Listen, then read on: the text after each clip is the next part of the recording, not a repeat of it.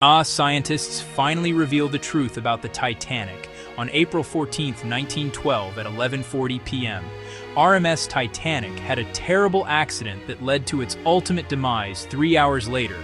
By 2:20 a.m., in the early morning of April 15th, the biggest ship of its time had completely disappeared under the ice-cold surface of the Atlantic Ocean.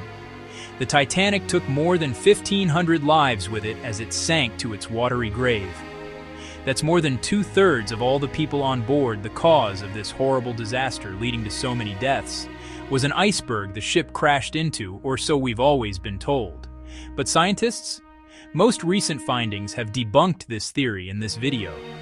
We'll tell you the whole truth that has been buried for over 100 years. At 882 feet 9 inches long, 92 feet wide, 175 feet tall, and with a usable volume of 46,328 tons, the Titanic seemed indestructible.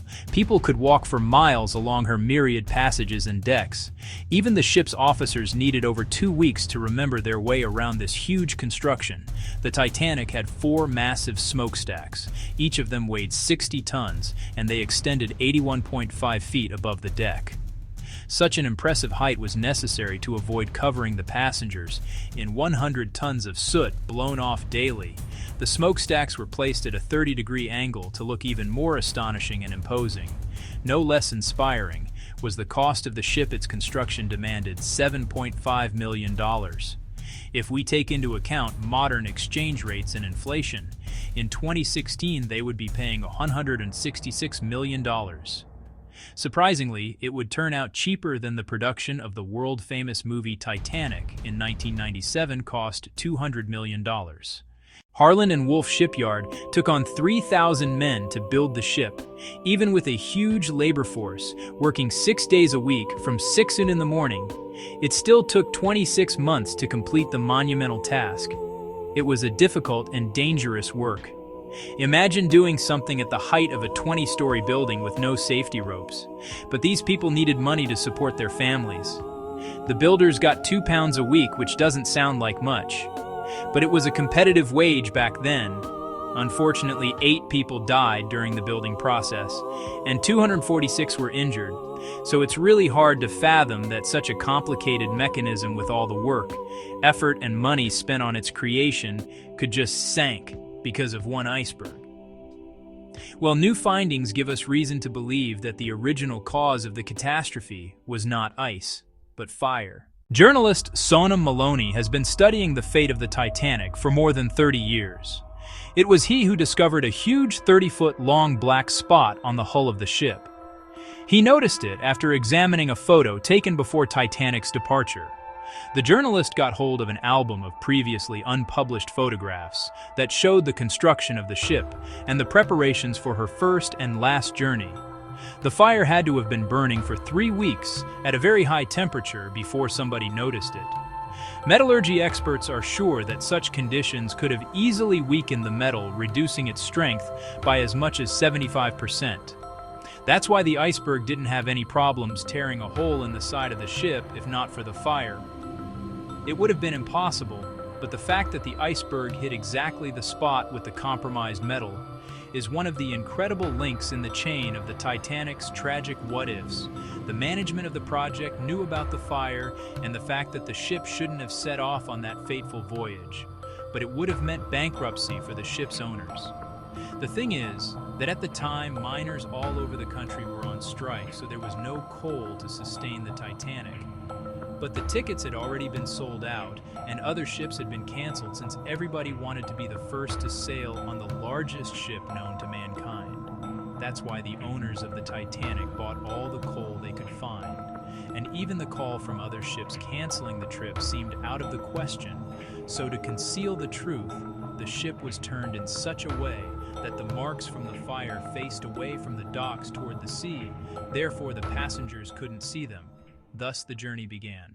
The interior of the Titanic was based on that at the Ritz Hotel in London. The grand staircase went down 7 out of the 10 decks. On the ship it was decorated with paintings, bronze cherubs, and oak paneling. The facilities for the first-class passengers included a swimming pool with heated water, a Turkish bath, a gym, a squash court, and a beauty salon. Ladies could even order a stylist to help them get ready for dinner. They had an onboard newspaper called the Atlantic Daily Bulletin. There was even a special place for first-class passengers' dogs. The pets were fed, taken for walks, and could even be trained during the voyage. The meals for the first class included 13 courses each with its own wine. They were a big occasion lasting about 5 hours. There were 1,500 bottles of wine, 20,000 bottles of beer, and 8,000 cigars. Yet there were no binoculars. Why is this fact worth mentioning? Because having binoculars could have saved the Titanic here is another tragic coincidence in the chain of unfortunate events. There were no sonar systems in those times, so to detect threats ahead of a liner, people kept watch using binoculars.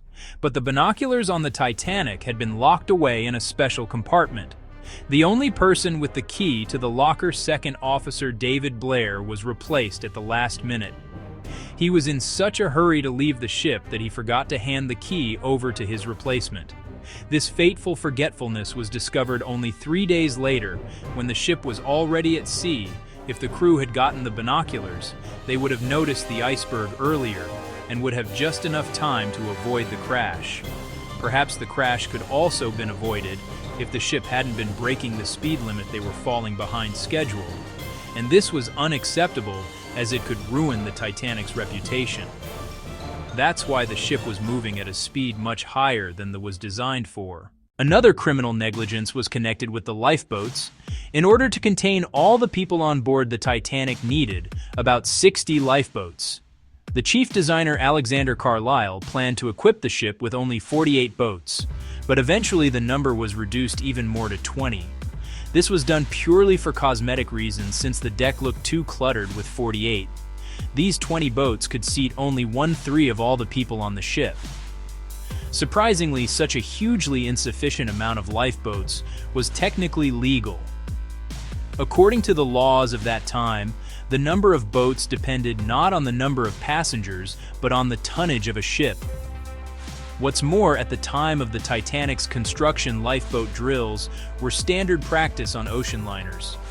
This way, the crew could prepare passengers for an emergency should it occur. But this type of drill never took place on the Titanic. Captain Edward John Smith canceled the drill scheduled on the morning of the day the Titanic sank. Nobody knows the reasons for his decision, especially considering the fact that other ships had been passing on warnings about ice in the water in that vicinity. Perhaps this is why it took the crew over a half an hour to launch the lifeboats instead of the standard 10 minutes. Some people also blame Captain Smith for allowing the first batch of lifeboats to leave half empty. The first boat, with 65 seats, contained just 27 passengers. Why weren't they packed full in the beginning? People were reluctant to leave the ship and didn't realize that they were in grave danger. In 2012, researchers found out that Captain Smith had failed his first exam in navigation. Eventually he passed, but who knows? Maybe this too played its own role in the disaster. As the Titanic was sinking, the crew sent several distress signals. However, a ship sailing nearby the California ignored the emergency flare shot in the sky. The captain of the Californian later lost his job after this fact came out. But modern researchers have managed to prove his innocence. Well, better late than never. The reason nobody noticed the signals from the Titanic could be due to the phenomenon of light refraction. When layers of cold air are positioned below layers of warmer air, it causes thermal inversion. Thermal inversion, in turn, leads to the light refracting abnormally. In short, all this creates mirages, and such mirages had been recorded by several other ships sailing in that area. Historian Tim Moulton is also convinced that light refraction that night could be the reason why the lookouts missed the iceberg completely. Criminal negligence, tragic and unfortunate chain of coincidences, fire or ice. Whatever it was, it took the lives of hundreds of people and still keeps the minds of scientists busy to this day. What theory about the catastrophe do you believe? Share your opinion in the comments below. If we've opened your eyes to one of the mysteries you've been puzzling over, Give us a thumbs up. If this video gets 15,000 likes, we'll tell you about the mystery of the Mariana Trench. To see more mind-boggling videos, subscribe to our channel and stay with us on the bright path of life.